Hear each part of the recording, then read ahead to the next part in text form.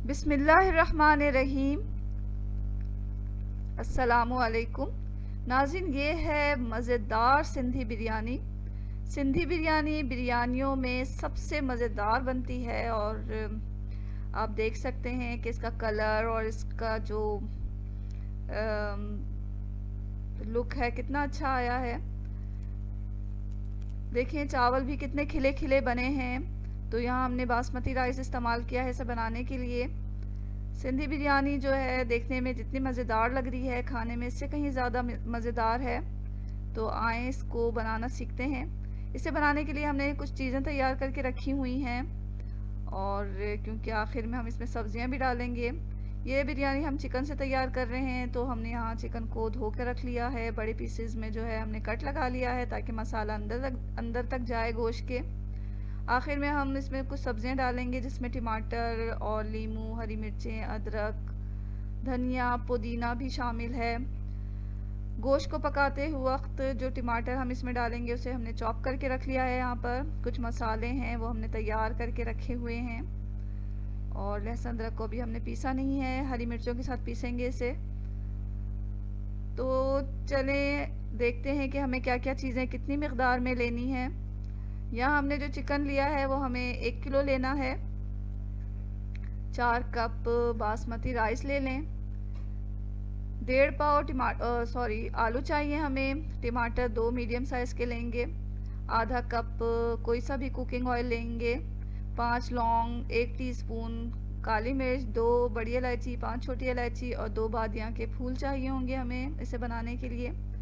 लहसुन अदरक का पेस्ट मिर्चों के साथ पीस कर हम इसमें 2 टेबल स्पून डालेंगे और आधा कप हमें दही चाहिए और 8 से 10 आलू बुखारे ले लें, उन्हें भिगो दें।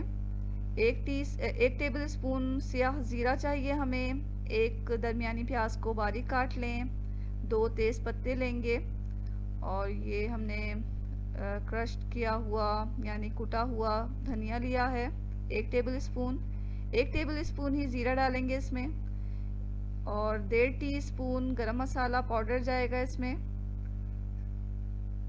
1 टीस्पून हल्दी पाउडर डालेंगे। 1 टेबल स्पून लाल मिर्च पाउडर जाएगा और हस्बे ज़ायक़ा नमक ले लें। आखिर में हम इसमें धनिया, पुदीना और टमाटर, नींबू, हरी मिर्चें और अदरक काट के डालेंगे और केवड़ा और कुछ कलर भी जाएगा इसमें थोड़ा, चुटकी भर। तो चलें इस मज़ेदार बिरयानी को बनाने की तैयारी कर लेते हैं। पहले हमने लहसुन अदरक को मिर्चों के साथ पीस लिया है। अब एक पतीली लें, इसमें तमाम ऑयल डाल दें और अब इसमें बारीक कटी हुई प्याज डाल देंगे हम। प्याज को हमें इतना तलना है कि ये बिल्कुल सुनहरी हो जाए और इसे हम मीडियम फ्लेम पर तल रहे हैं। जब ये सुनहरी हो जाएगी तो हम इसे निकाल के फ्रीज़र में रख देंगे। इस तरह करने से प्याज जो है बहुत ही क्रिस्पी हो जाती है और चूर करने में आसान होती है। तो यहाँ हमने तमाम प्याज को निकाल लिया। अब इसे हम फ्रीज़र में रख देते हैं। उसी तेल में हमने तमाम चिकन को डाला और गरम मसाला डाल दिया, ज़ीरा डाल दिया। अब हम इसे इतना तलेंगे इस तेल में कि चिकन का कलर जो है वो चेंज हो जाए। जब चिकन का कलर चेंज हो गया तो हमने इसमें लहसुन अदरक और हरी मिर्चों का पेस्ट डाल दिया। लाल मिर्च पाउडर गया, हल्दी पाउडर गया और अब हम इसमें कुटा हुआ धनिया डाल देंगे, नमक डालेंगे और ये गरम मसाला भी हमने इसमें डाल दिया है। गरम मसाला पाउडर डाल के इसे थोड़ा चलाने से पहले हम इसमें टमाटर जो हमने चॉप करके रखे थे वो डाल दिए हैं। थोड़ा चला लें इसे।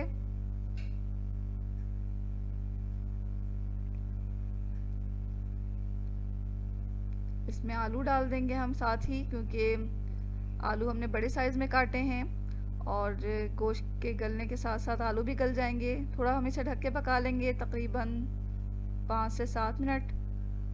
अभी ये देखें आलू और गोश्त पूरे गले नहीं हैं, तो हमने चेक करके दोबारा इसे ढक के पकने के लिए रख दिया।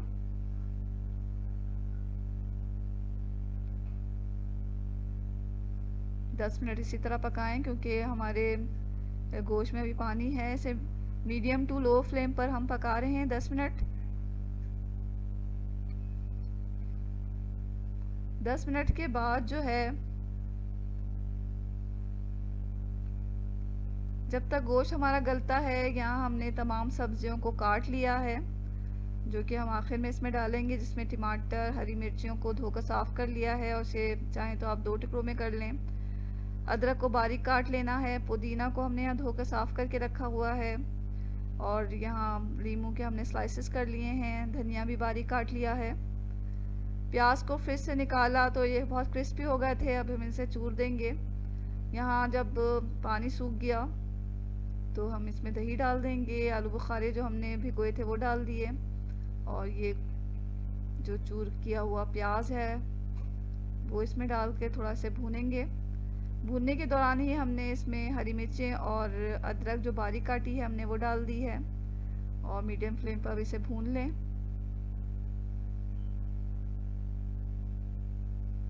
यहाँ हमारा गोश्त जो है वो तैयार हो चुका है। तो आखिर में हम इसमें स्लाइस की हुई टमाटर, हरा धनिया, पुदीना और ये लीमू जिसको हमने स्लाइस कर लिए हैं वो डाल के हल्का सा चला लेंगे और इसे अब हम गैस पे से उतार देंगे। यहाँ चिकन हमारा तैयार हो गया। अब चावल बॉईल कर लेते हैं। तो चावल बॉईल करने के लिए हमने पानी, अच्छा खासा पानी उस पतीली में भर के चढ़ा दिया है। जब पानी में बॉईल आ जाएगा तो हम इसमें चावल डाल देंगे। चावल का जो पानी भीगते हुए हमने रखा था वो अच्छी तरह निकाल लें और फिर चावल डालें। अब इसमें हमने सिया ज़ीरा डाला और तेज़ पत्ता डाल के, नमक डाल के इसे उबाल लेंगे। चावलों को हमें इतना पकाना है कि ये 90% तक कुक हो जाएं। तो यहाँ देखें चावल हमारे जब गल गए तो हमने इसे छान लिया है। किसी छलनी की मदद से आप छान लें और ये हमारा मसाला तैयार है। तो अब एक खाली पॉट लें, उसमें सबसे पहले जो चिकन का मसाला है वो आधी मकदार में डाल दें और उसे फैला दें पेंदे के साथ। सबसे पहले गोश्त की तह लगाएं, क्योंकि इस तरह चावल जो हैं पेंदे से नहीं चिपकते। इसके ऊपर आधी मकदार में उबले हुए चावल डाल देंगे हम और फिर गोश्त की लेयर डालेंगे। तमाम गोश्त जितना भी बचा है वो हम दूसरी दफ़ा में पूरा डाल देंगे और अच्छी तरह से फैला दें चावलों पे और ऊपर से बकिया तमाम चावल हम डाल देंगे।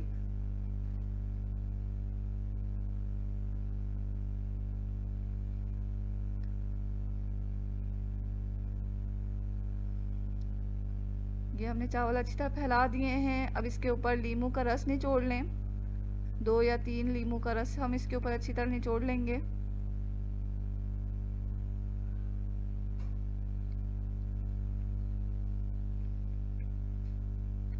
अब 3 टेबल स्पून पानी लेकर उसमें 2-3 कतरे केवड़ा एसेंस और चुटकी भर कलर डालकर अच्छी तरह मिक्स करके इसके ऊपर डाल दिया हमने। और ऊपर से अगर आपको लगे कि कलर कम है तो जर्दे का रंग आप छिड़क भी सकते हैं।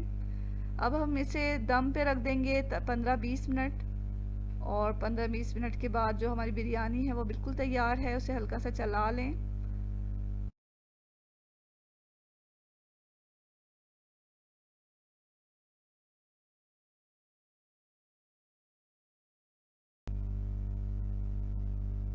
यहाँ हमने बिरयानी को अच्छी तरह चला लिया है और इसका जो केवड़ा एसेंस और कलर हमने डाला था वो तमाम चावलों में अच्छी तरह मिक्स हो चुका है। चावलों को चलाने के बाद इसे डिश आउट कर दें। तो देखें नाज़रीन, यहाँ बहुत ही मज़ेदार सिंधी बिरयानी तैयार हो चुकी है और ये कितनी अच्छी बनी है आप खुद ही देख सकते हैं। तो ज़रूर बनाएं इस मज़ेदार सिंधी बिरयानी को, आपको और आपकी फैमिली को बहुत पसंद आएगी। और अगर आप इसे दावत में बना रहे हैं तो यकीन जाने के मेहमान आपकी तारीफ़ के बगैर नहीं रहेंगे।